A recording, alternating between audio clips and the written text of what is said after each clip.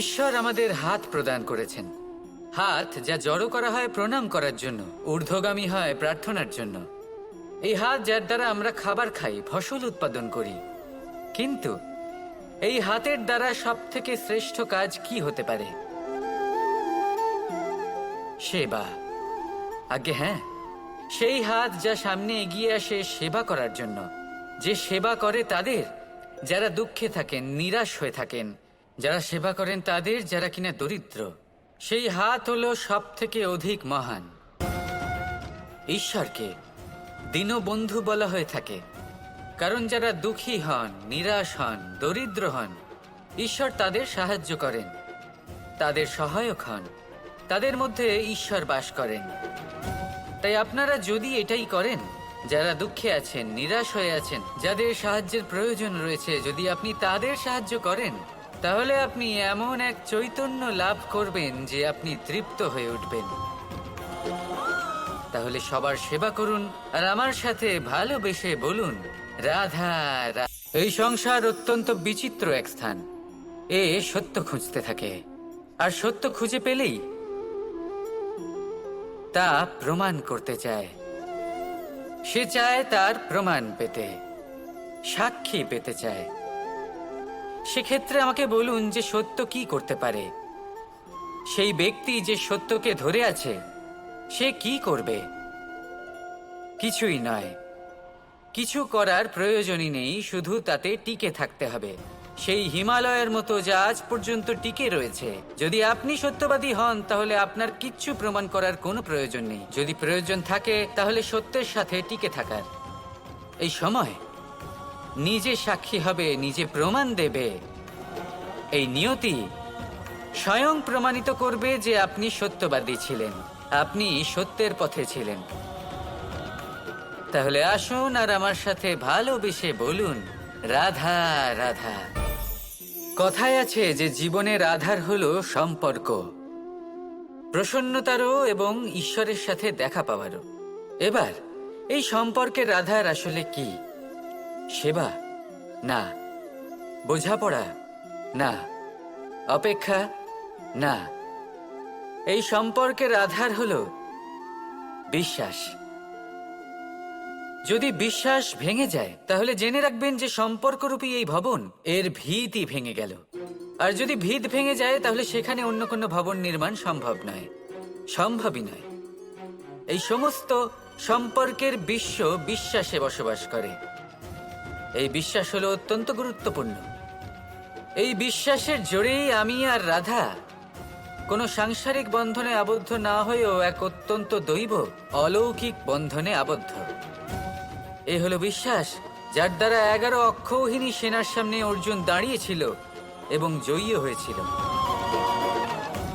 এই বিশ্বাস হলো অত্যন্ত গুরুত্বপূর্ণ। তাই বিশ্বাস করতে শিখুন, বিশ্বাস দিতে শিখুন, বিশ্বাস পালন করতে শিখুন, আর আমার সাথে ভালোবেসে বলুন, রাধা রাধা। আপনি কি জানেন আপনার জীবনে আপনার আসল জীবন সাথী কে হন? মাতা পিতা, ভাই বোন, স্বামী স্ত্রী? না, আপনার আসল জীবন সাথী হলো আপনার শরীর। সেই শরীর যার দিকে আপনি কখনো নজরই দেন না, ঠিক কি না? এবার যে মানুষ এই রহস্য বুঝতে পারেন তার জীবন এমনি শুভ হয়ে যায়। আপনি নিজেই দেখুন না, সে সংসারের মঙ্গলই করা হোক বা সত্যের রক্ষা করা হোক, তা সে শত্রুর সাথে যুদ্ধ করা হোক বা মিত্রকে রক্ষা করা হোক, এই শরীরই তো কাজে আসে। তপস্যাতে, বলিদানে, পরিশ্রমে এই শরীরই হলো আধার, ঠিক কিনা? তাই আমাদের কর্তব্য হলো যে আমরা যেন নিজের শরীরের যত্ন নিই। আমরা কি খাই, আমাদের কি খাওয়া উচিত, এটা যেন বুঝি। কোনটা সুপাচ্য আর কোনটা নয় এটা যেন বুঝি। কারণ যেমন হবে অন্ন, মনও তেমনই হবে। যত ভালো অন্ন তত ভালো মন। আর সুস্থ শরীর হলো সুস্থ মনের আধার, এ কথা অবশ্যই মনে রাখবেন। আর যদি মন সুস্থ থাকে তাহলে সকল শুভ উদ্দেশ্য পূর্ণ হবে। তাহলে আসুন আর আমার সাথে ভালোবেসে বলুন, রাধা রাধা।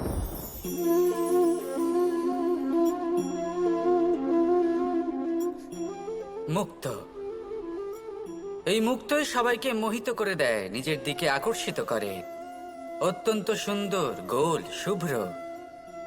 মুক্তো দ্বারা নির্মিত আভূষণ, তা হয়তো সে মুকুটই হোক বা কোনো স্ত্রীর অলংকার, তাকে আরো সুন্দর করে তোলে, তাকে আরো সুন্দর দেখতে লাগে। এবার এই মুক্তোকে এত সুন্দর দেখার জন্য কত কষ্ট সহ্য করতে হয় তা কি কখনো আপনি ভেবেছেন? এই মুক্তো ঝিনুক থেকে বের করা হয়। ঝিনুক, যা কিনা সমুদ্রের তলদেশে থাকে। ওকে কত কষ্ট সহ্য করতে হয়, জলের চাপ সহ্য করতে হয়, সমুদ্রের স্রোত সহ্য করতে হয়। এই ঝিনুককে এত কষ্ট সহ্য করতে হয়, এই মুক্তোকে এত কষ্ট সহ্য করতে হয়, তারপরে এর রূপ এত সুন্দর হয়। যদি আপনিও আপনার পরিশ্রমের সৌন্দর্য, নিজের পরাক্রমের সৌন্দর্য এই সংসারে প্রকাশিত করতে চান, তাহলে আপনাকেও কষ্ট সহ্য করতেই হবে। তাই জীবনে যখনই সংকট আসবে, বিপদ আসবে, সমস্যা আসবে, তখন একে সুযোগ হিসেবে গ্রহণ করুন। কারণ এই বিপদের সাথেই লড়াই করে আপনি মুক্তোর মতোই পরিশুদ্ধ হয়ে উঠবেন। তাহলে আসুন আর আমার সাথে ভালোবেসে বলুন, রাধা রাধা। জীবনে এমন কি আছে যা আপনাকে অজান্তে শিখরে পৌঁছে দিতে পারে বা আপনার পতনও ঘটাতে পারে? সঙ্গতি। যদি আপনি কোনো শ্রেষ্ঠ ব্যক্তির সঙ্গ লাভ করেন, তাহলে তার শুভ চিন্তা, তার গুণ, তার স্বভাব আপনার মধ্যে চলে আসবে। আপনি আরো শ্রেষ্ঠ হয়ে উঠবেন। আবার সেখানেই যদি আপনি কোনো দুষ্ট ব্যক্তির সঙ্গতি লাভ করেন, কোনো খারাপ মানুষের সঙ্গতি লাভ করেন, তাহলে আপনার শুভ চিন্তা, আপনার গুণ, তা যে কখন আপনার থেকে কেড়ে নেওয়া হবে সেটা আপনি জানতেও পারবেন না। দেখুন, এই সঙ্গতি হলো অত্যন্ত গুরুত্বপূর্ণ। এই সঙ্গতি আপনার নিয়তি নির্ধারণ করে।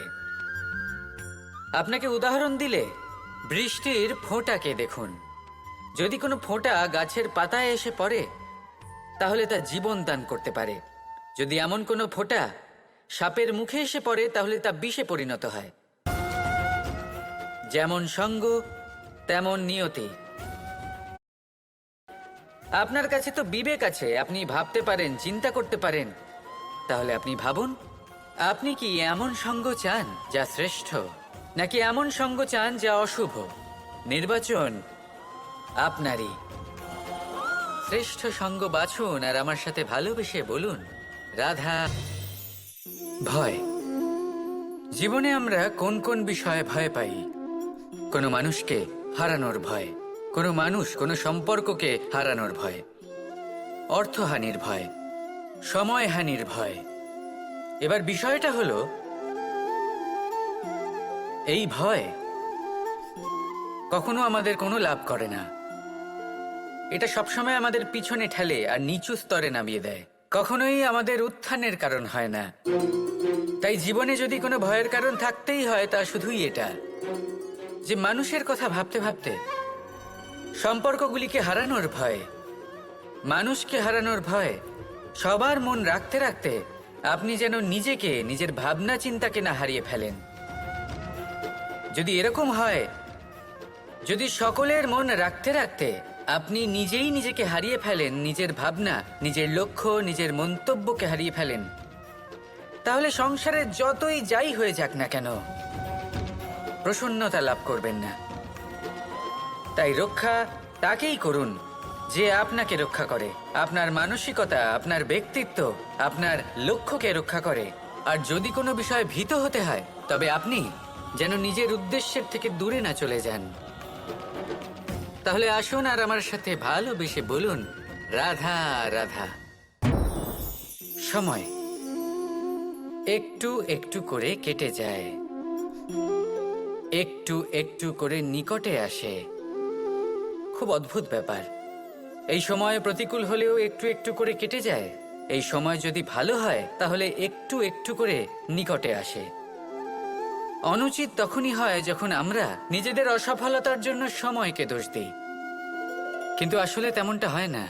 আপনার পরিশ্রম আর প্রয়াস দ্বারাই আপনি সাফল্য লাভ করবেন, সময়ের দ্বারা নয়। যদি এই সাফল্য একটা সুন্দর ভবন হয়, তাহলে সময় হলো তার দেওয়ালের রং, যা সময়ের সাথে বদলাবে, সময়ের সাথে ফিকেও হয়ে যাবে। সাফল্যের এই ভবন আপনাকেই নির্মাণ করতে হবে, আপনার পরিশ্রমের ইট দ্বারা এবং প্রয়াসের চুনসুরকি দ্বারা। তাই পরিশ্রম আর প্রয়াস করতে থাকুন, সাফল্য আপনি অবশ্যই পাবেন। সময় যদি আজ ভালো না হয় তাহলে কাল অবশ্যই হবে। প্রয়াস করতে থাকুন আর আমার সাথে ভালোবেসে বলুন, রাধা রাধা। আমাদের জীবনে অত্যন্ত গুরুত্বপূর্ণ একটা আশা বসবাস করে, বিশ্বাসের রূপে। বিশ্বাস যা আমরা ঈশ্বরের ওপর করি, ভাগ্য প্রারব্ধের ওপর করি, নিয়তির ওপর করি। যখনই ভালো কিছু হয় আমরা বলি এ হলো ঈশ্বরের দয়া, যখন খারাপ কিছু হয় আমরা বলি এ হলো ঈশ্বরের মায়া। কখনো ঈশ্বর বা ভাগ্য বা প্রারব্ধ বা নিয়তি। আপনি নিজে কোথায় তা কখনো ভেবেছেন? আপনি বিশ্বাস করছেন ঈশ্বরের ওপর, প্রারব্ধের ওপর, কখনো নিজের উপর করেছেন? আমি আপনাকে একটা সহজ কথা বলি, যদি আপনি ঈশ্বরের উপর বিশ্বাস রাখেন, শুধুই ঈশ্বরের উপর বিশ্বাস, তাহলে আপনি সেটাই পাবেন যেটা আপনার ভাগ্যে লেখা রয়েছে। কিন্তু যদি আপনি নিজের উপর বিশ্বাস রাখেন, আত্মবিশ্বাস রাখতে শেখেন, তাহলে ঈশ্বর আর নিয়তি দুজনে মিলে আপনার ভাগ্যে সেটাই লিখবে যা আপনি চাইছেন। তাই মনে রাখবেন, সাফল্যের পথ হলো এই বিশ্বাস। নিজের আত্মবিশ্বাসকে ধরে রাখতে শিখুন, দেখবেন আত্মা প্রসন্নতায় ভরে উঠবে। তাহলে আসুন এই প্রসন্ন ভাব নিয়েই বলুন, রাধা রাধা। কথায় আছে যে দৃষ্টি অত্যন্ত কঠোর হয়, অত্যন্ত শক্তিশালীও হয়। কথায় আছে যে কারোর উপর যদি কুদৃষ্টি পড়ে তাহলে তার বিনাশ কেউ আটকাতে পারে না। এই যে কুদৃষ্টি, এর উপাচারও আমাদের কাছে রয়েছে। যখন আমরা বাড়ি নির্মাণ করি তখন একটা কালো মুখোশ লাগাই, যাকে রক্ষা কবচ মনে করা হয়, কুদৃষ্টি থেকে বাঁচার জন্য। যখনই কোনো বাচ্চা বাইরে যায় তখন তার মাথায় আমরা একটা কাজলের টিপ পরিয়ে দিই, কুদৃষ্টি থেকে বাঁচার জন্য। অর্থাৎ এই সংসারে কুদৃষ্টি থেকে বাঁচার উপাচার রয়েছে। উপাচার যদি কিছু না থেকে থাকে তাহলে তা হলো দৃষ্টিভঙ্গির। যদি আপনার দৃষ্টিভঙ্গি অনুচিত হয় তাহলে আপনার পতন কেউ আটকাতে পারবে না। না পারবে কালো মুখোশ, না কালো টিপ, না স্বয়ং ঈশ্বর। সেই জন্য নিজের দৃষ্টিভঙ্গি শুভ করে তুলুন, সব কিছু শুভই হবে। আসুন আমার সাথে ভালোবেসে বলুন, রাধা